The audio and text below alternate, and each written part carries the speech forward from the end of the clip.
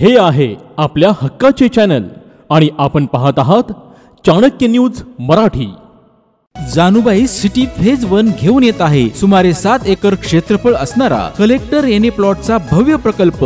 हीच ती वेळ योग्य प्लॉट घेण्याची। फलटण पासून 4 किलोमीटर अंतरावर निसर्गरम्य वातावरणात सर्व सुखसोयीयुक्त प्लॉट। Janubai city phase 1। आमचा पत्ता जाधववाडी झिरपवाडी रोड, गुंडगे तालीमच्या शेजारी। संपर्क क्रमांक अमोल सस्ते 87 93 29 91 49 आणि मंगेश खंदारे 70 38 55 72 18।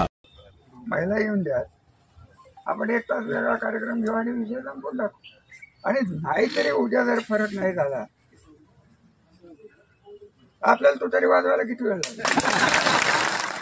स्पष्ट बोलणारे आणि मीडियाच्या समोर बोलतोय, मला जाणीव आहे। माझी तर समजत होते की जास्त कार्यकर्ते आले असते तर जास्त जे तुमच्या डोक्यात संभ्रम येतात हा आपल्याला दूर करता आला। हा कार्यक्रम आला, हा पक्षाचा कार्यक्रम आहे आणि आज तरी आजच्या घटकेला तरी आपण त्या पक्षात आहोत। खासदारकीला काय झालं हे मी देवेंद्र फडणवीस साहेब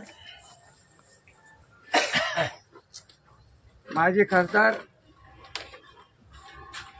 आणि जिल्ह्याचे भारतीय जनता पार्टीचे स्वतःला सर्व मानणारे मानचे आमदार यांच्या समोर बसून त्यांना मी सांगितलं होतं की आम्हाला हे काम करता येणार नाही, त्याची कारणंही खालील आहेत। वैयक्तिक मला माझ्या आई वडिलांच्या बद्दल बोललेलं सहन होणार नाही, मी राजकारण सोडेन। ज्यांनी अशा प्रकारचे उद्गार काढले त्यांच्या स्टेजवर मी बसणार नाही हे जाहीर मी त्यांना सांगितलं। कारण मागे लपवून मागे राहून आपण कुठल्याही खासदारकीला काम केलेलं नाहीये। भारतीय जनता पार्टीचं सर्वश्रेष्ठ नेतृत्व आत्ताचे उपमुख्यमंत्री देवेंद्र फडणवीसांना मी हे सांगून तिथनं उठलो।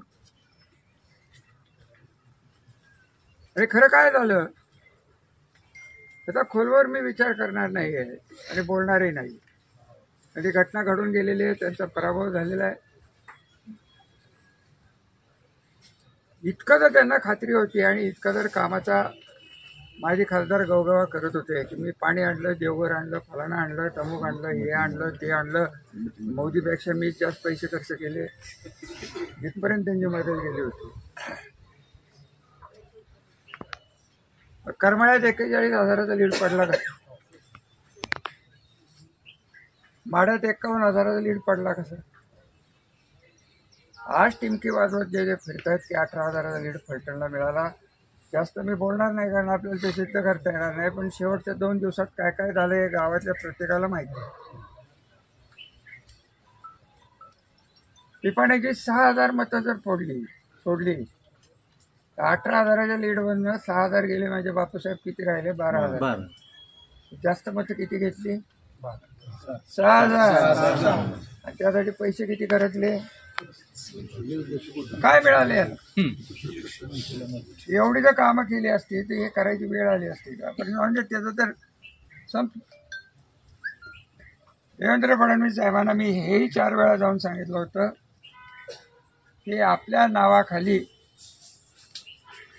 या जिल्ह्याचं पोलीस प्रशासन, या जिल्ह्याचं रेव्हेन्यू प्रशासन हे आम्हाला साथ देत नाही। आम्ही सत्तेत आहे का बाहेर आहे हे आमच्या कार्यकर्त्याला कळत नाही। आम्हाला त्याची उत्तरं देता येत नाही ते मी त्यांना स्पष्ट सांगितलं होतं। मला म्हणाले होते की तसं काही नाही वगैरे वगैरे। तुमच्या मनात ज्या शंका आहेत हे आम्हाला न कळण्या इतपत 30 वर्षात राजकारण कळत नाही असं काही नाही येतात। रोज होणारा त्रास हे संपलं की पहिले आता 10 तरी केसेस पोलीसचे असतील। आता मी घरी गेलो हे सुरूच आहे।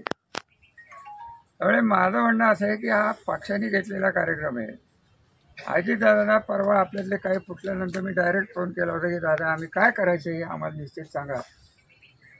ज्यांना जायचंय त्यांनी गेले तर आमची हरकत नाही ना, त्यांना पद द्यायचं काय कारण आहे? पद द्यायचं कारण काय?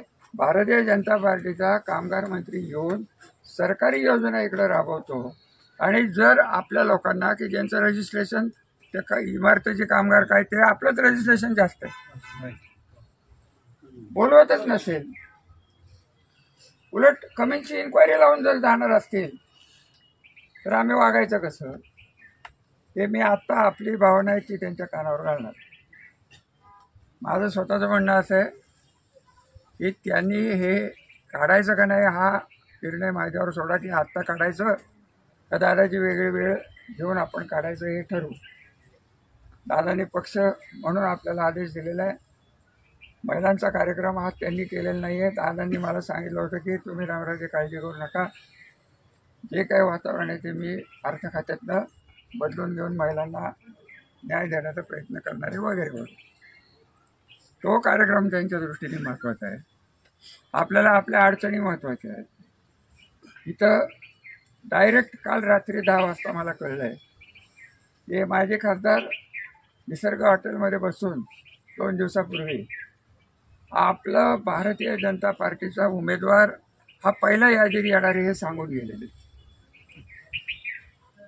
मग आपण युतीत राहायचं का नाही ते कोण ठरवणार हो?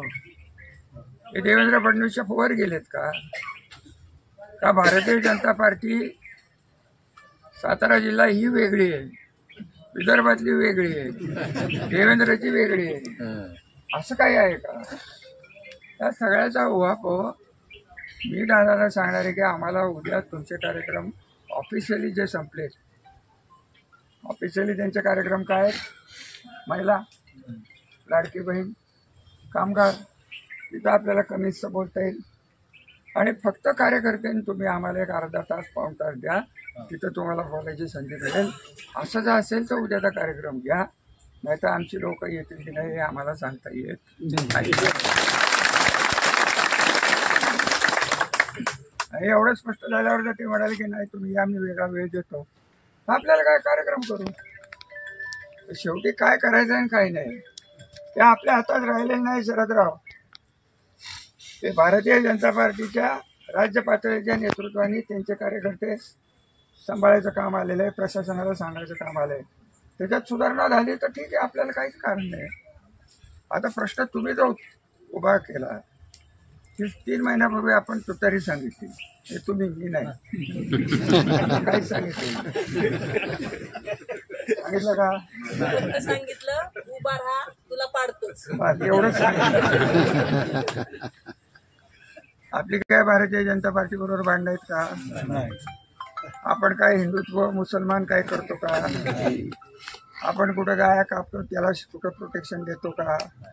आपली फक्त तक्रार रणजित सिंह नाईक निंबाळकर आणि त्यांचे साथीदार जे गल्लोगल्ली दहशत करतायत त्यांच्या विरुद्ध आहे. आणि ह्या दहशतीला भारतीय जनता पार्टीला सत्तेतनं साथ देऊ नका, एवढीच खरी आपली तक्रार आहे. हे बरोबर आहे का? तेवढं त्यांना सांगून बघू. तुम्ही तयारीने या, महिला येऊन द्या, आपण 1 तास वेगळा कार्यक्रम घेऊ आणि विषय संपून टाकू. आणि नाहीतरी उद्या जर फरक नाही झाला आपल्याला तो तरी वाजवायला किती वेळ लागला? अजून काय बोलायचं राहिले? ज्ञानदा गुरुकुल पुणे आणि निंबाळकर एज्युकेशन इन्स्टिट्यूट फलटण यांच्या संयुक्त विद्यमाने प्लंबिंग तंत्रज्ञानाची प्राथमिक कौशल्य प्रशिक्षण आपल्या फलटण शहरामध्ये दिनांक 24 जुलै 2024 पासून सुरू झाले आहे.